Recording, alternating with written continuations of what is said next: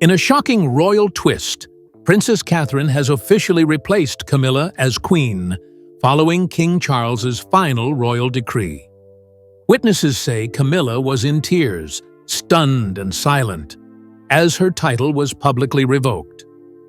The crown has passed, not by scandal, but by decision.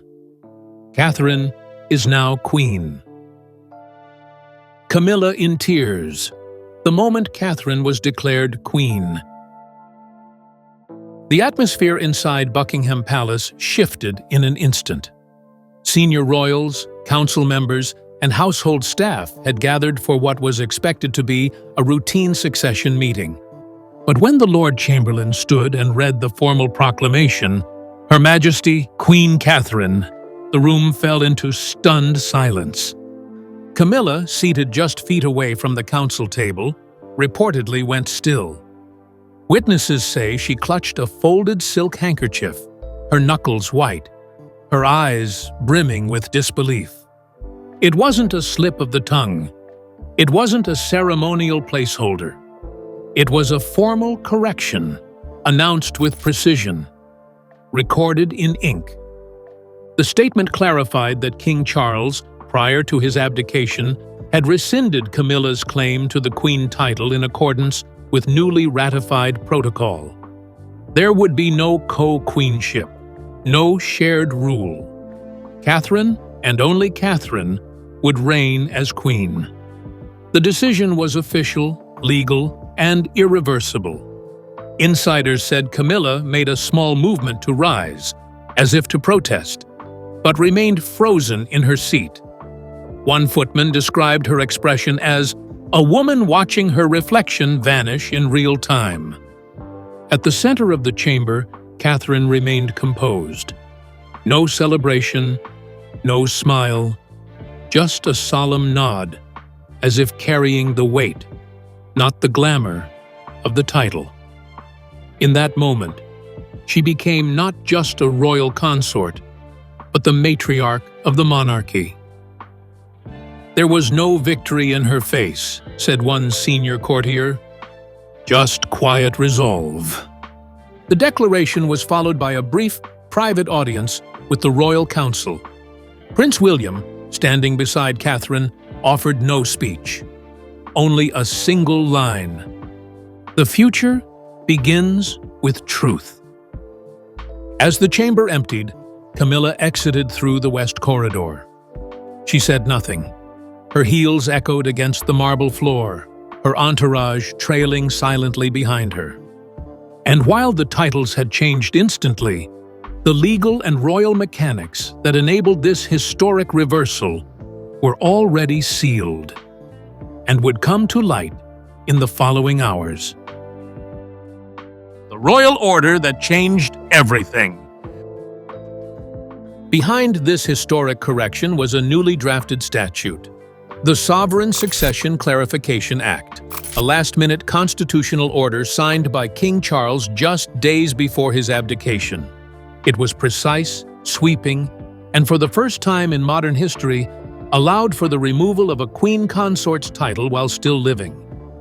The act declared that any royal title acquired through deception, manipulation, or breach of trust could be revoked by royal decree, regardless of marriage.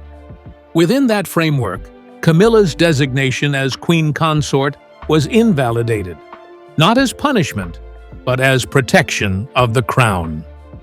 At the heart of this shift was a private memorandum from Charles to the Royal Council, in which he described Camilla's recent conduct as irreconcilable with royal integrity and incompatible with the spirit of constitutional monarchy.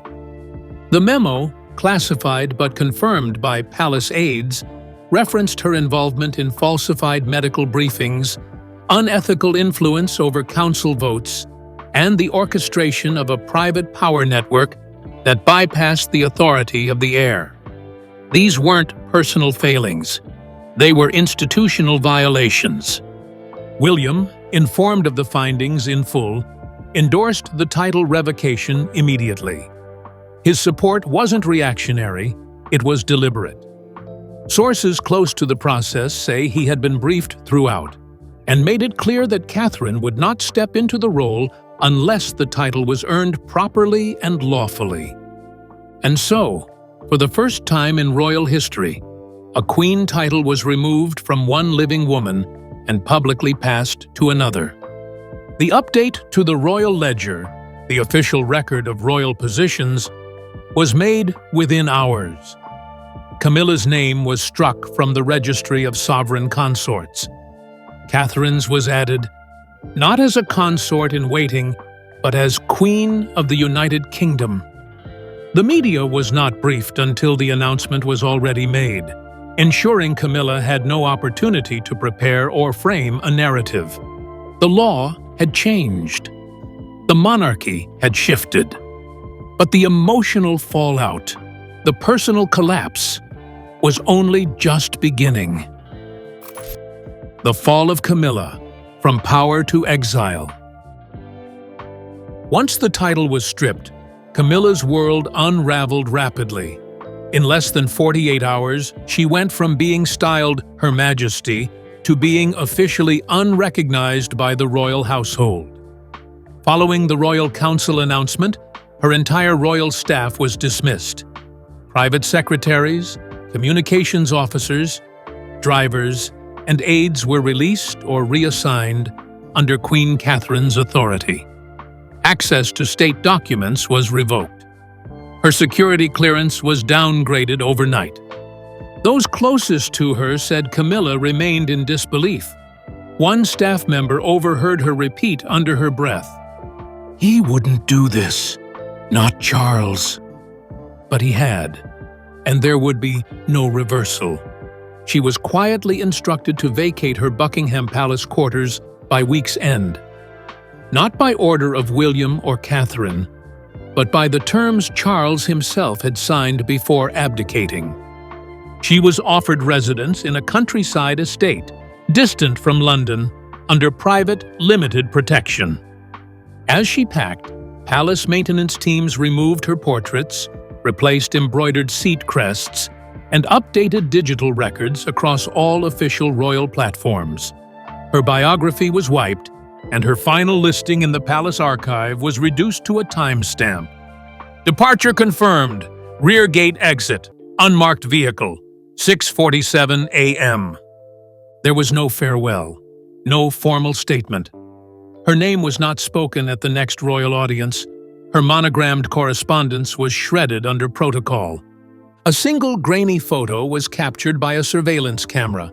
Camilla, head down, exiting the palace through a service gate, carrying a small black handbag. No ceremony, no staff.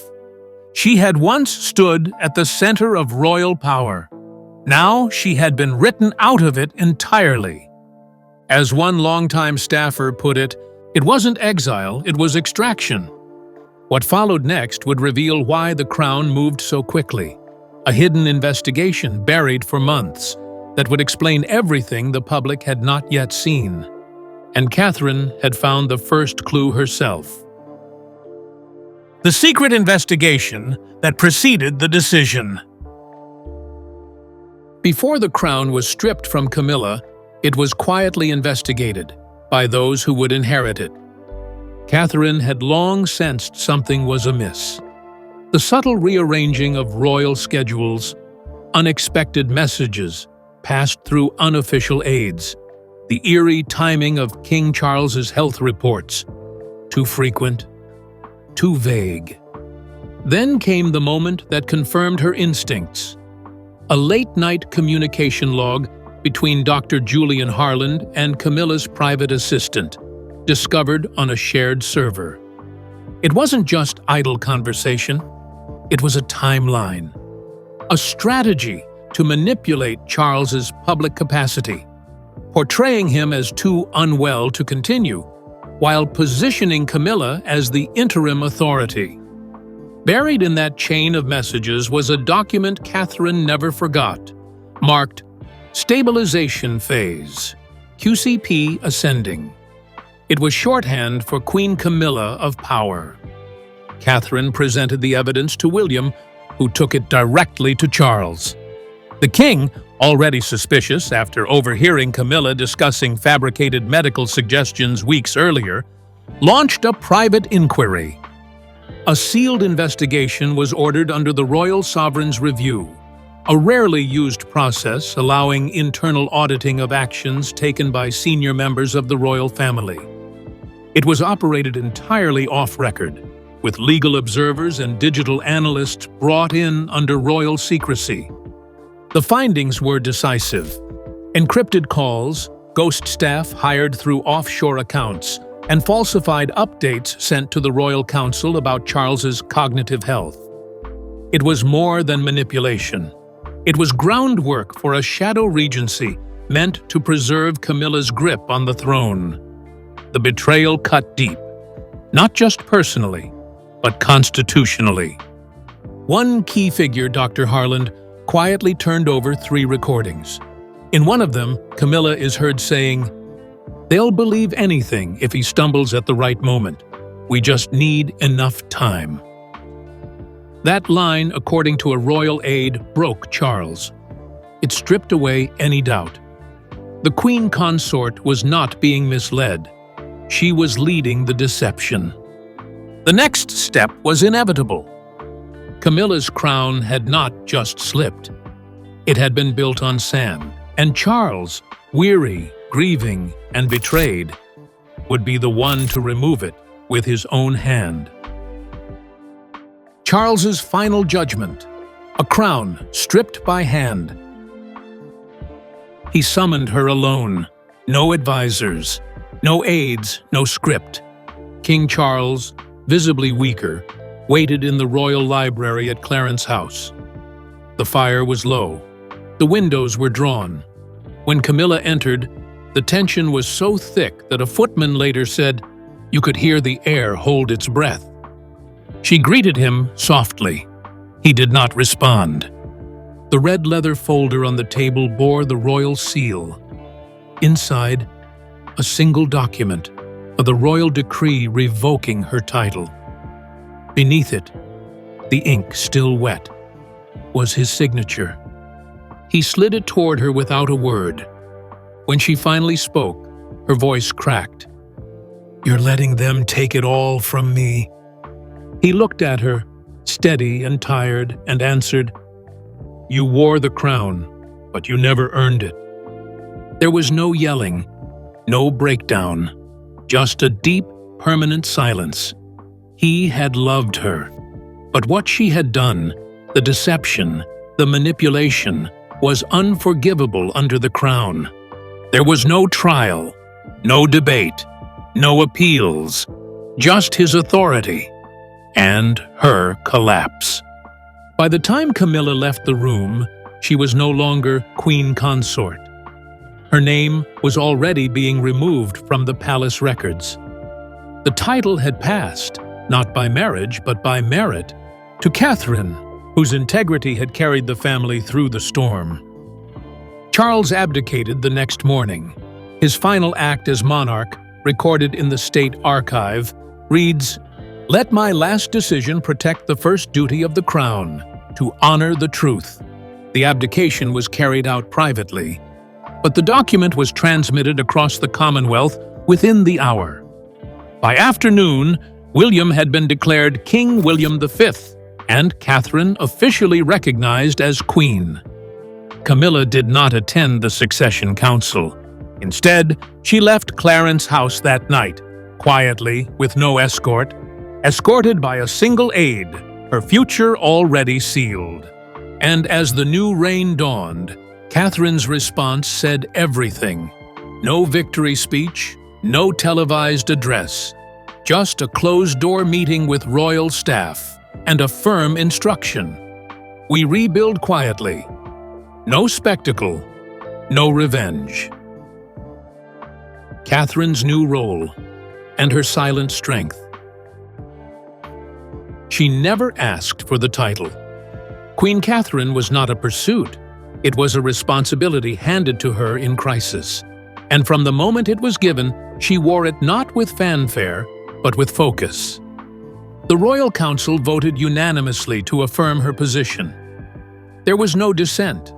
Not one member proposed a delay or an alternative title.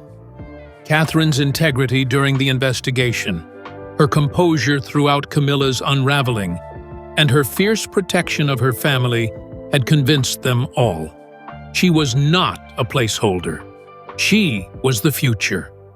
Her first act as queen was decisive. She dissolved all remnants of Camilla's former network, from senior aides to minor liaisons. Every office was reviewed, every staff member retrained or reassigned. The message was clear. This was a new reign, and loyalty would be earned, not assumed. There was no coronation, no balcony wave. Catherine refused a public celebration. She requested that any ceremonies be postponed until royal restructuring was complete. The crown is not a prize. It is a weight. And it must be carried with clean hands, she reportedly told an aide. Her attention turned immediately to Prince George. The false succession scandal, though disproven, had shaken the family. Catherine initiated a full security audit, hired a new legal protection team, and personally selected his new private tutor, a retired military historian with background in ethics and constitutional law. She also founded the Royal Integrity Commission, tasked with reviewing financial transparency, communication ethics, and appointment protocols. It would report directly to the monarch, not the press, not the parliament, but the palace itself. As for William, his trust in her, already strong, deepened even further. He deferred all internal family matters to her leadership, telling one senior official, "She doesn't just understand the monarchy, she protects it." And as the royal household adjusted, the world began to watch her not as a duchess beside a king, but as a queen leading a nation by example. The woman once defined by patience had now become the monarch defined by principle. And Camilla? Her exile deepened just as Catherine's legacy began to rise. Inside Camilla's isolation, a crown lost forever. There is no royal title on her mailbox, no crest on her stationery, no entourage waiting by the door.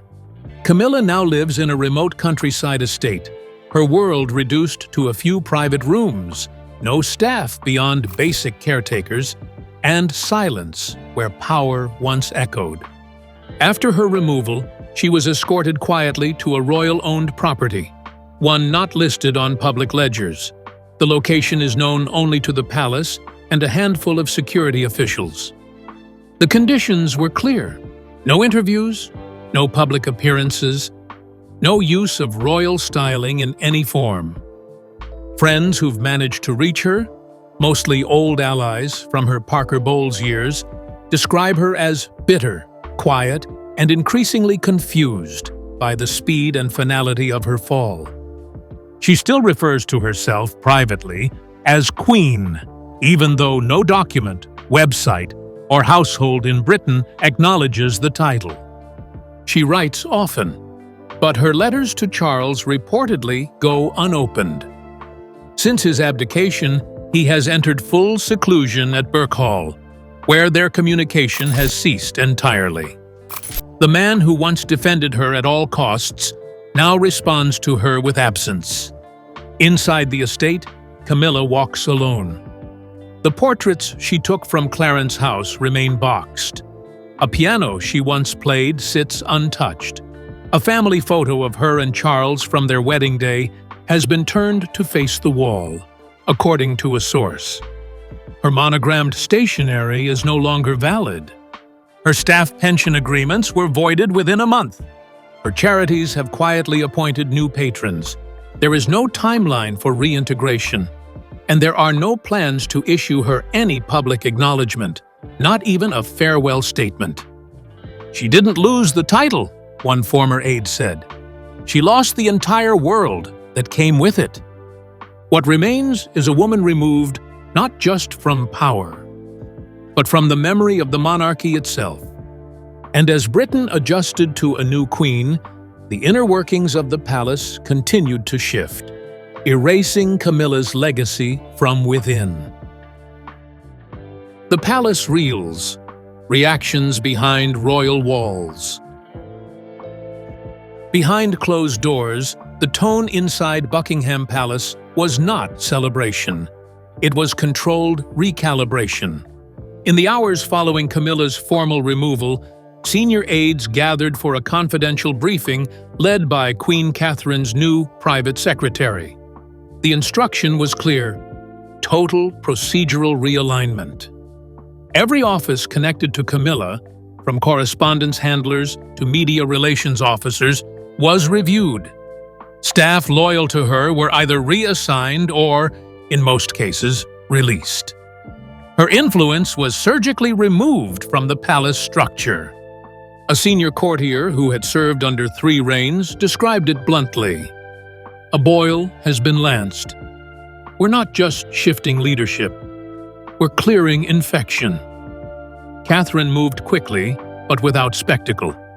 Her communications director was instructed to issue no press briefings, allowing the transition to speak for itself. William, now fully empowered as monarch, met with the royal council twice in 48 hours, reinforcing Catherine's leadership as absolute and permanent.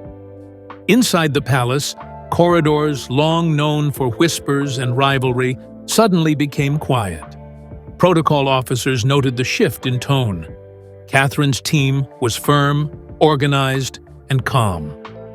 Where Camilla's power often relied on proximity and persuasion, Catherine's leadership emerged through structure and clarity. Even Charles's former aides now reported to new desks under Reeby's titles. Some had asked to stay on, offering loyalty to Catherine. Most were turned away. As for Charles himself, though no longer king, his presence remained ghost-like within palace circles. Aides referred to him with the formality of a former monarch. But there is no active correspondence between his household and William's. His unpublished memoir, titled The Weight of a Crown, reportedly contains the only full account of his final year in power. Camilla's name is not mentioned in palace minutes. Her initials have been stripped from all stationary inventory, and perhaps most notably, her voice is absent. One royal archivist shared, "We're not erasing her history, we're marking where it ended." But while the palace recalibrated in silence, the outside world was far louder and far more divided. The world responds: applause, shock, and division. The international reaction to Camilla's removal and Queen Catherine's rise was nothing short of historic. Within minutes of the title confirmation, British headlines blazed, "Queen replaced in historic reversal." Camilla out, Catherine in, the monarchy redefined. The BBC aired a special bulletin, while The Times praised the transition as a correction of history. Sky News framed it more cautiously, asking whether the reversal set a precedent for emotion-driving monarchy. But it was on social media where the sentiment exploded. Hashtags like #QueenCatherine, #RightfulQueen, and #CamillaGone trended for 48 hours straight. Global reactions poured in, many hailing Catherine as a modern monarch of strength, compassion, and principle. Across the Atlantic, the mood was mixed. In the US, networks like CNN and NBC debated whether Camilla's removal was rooted in betrayal or revenge. In France and Germany, commentators praised the monarchy's ability to self-correct. In Canada, approval for William and Catherine rose by over 20% in a week. Public polling inside the UK reached a milestone. Over 82% of respondents supported the transfer of the Queen title to Catherine, the highest royal approval rating since Princess Diana's final tour. Still, a vocal minority expressed unease, questioning whether the monarchy's actions, though legal, risked personalizing the crown, but that view was overwhelmed by the wider sentiment, relief. "Catherine didn't grab power," said one BBC analyst.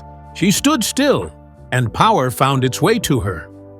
Meanwhile, royal institutions across the Commonwealth moved quickly. New coins, stamps, and official portraits began transitioning to display King William and Queen Catherine. Commonwealth leaders issued statements of support.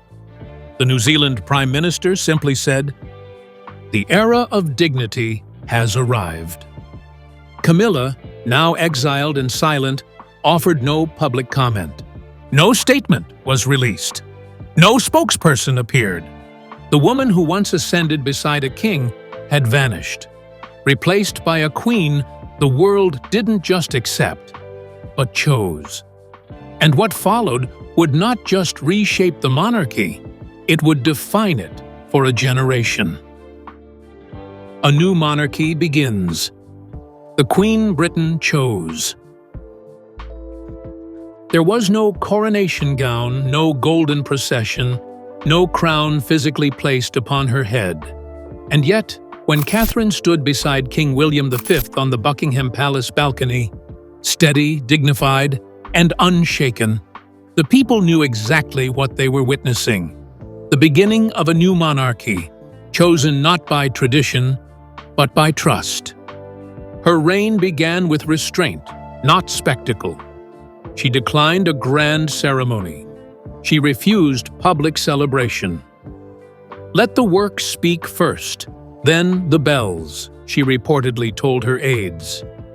Queen Catherine's mission was clear: to protect the heirs, to stabilize the institution, and to restore the moral foundation of a monarchy that had come dangerously close to corruption from within. Her power was not born from drama. It came from the absence of deceit. Camilla, once styled as queen, now lived in exile and silence. Her story ended not with disgrace splashed across the tabloids, but with a door quietly closing behind her. Her name removed, her letters unanswered, her influence erased. William, standing beside Catherine, was no longer just heir or husband. He was a king shaped by fire and by the strength of the woman who held his family together. Insiders say his admiration for her is no longer just private. It is central to his reign. In the Queen's private office at the palace, a single framed photo sits on her desk. Diana, holding a baby William, smiling under the sun. Catherine has never spoken publicly about replacing Camilla. She never will. Her silence is not avoidance, it's intention. Because this monarchy no longer needs to shout. It only needs to show up, with truth, with service, and with integrity. And so, under a gray English sky, without pageantry or parade, the nation embraced its new queen. Not a figure forced upon them, but a woman who earned their faith. The crown did not fall, it realigned, and with Catherine at the helm, the monarchy no longer looks back in regret. It looks forward with clarity. Queen Catherine's reign begins with calm authority, as Camilla retreats in silence and exile. The monarchy has spoken, and the public has embraced its new queen. No spectacle, no resistance, just clarity. What began in whispers ended in finality. Camilla is gone. Catherine wears the crown and the nation's trust.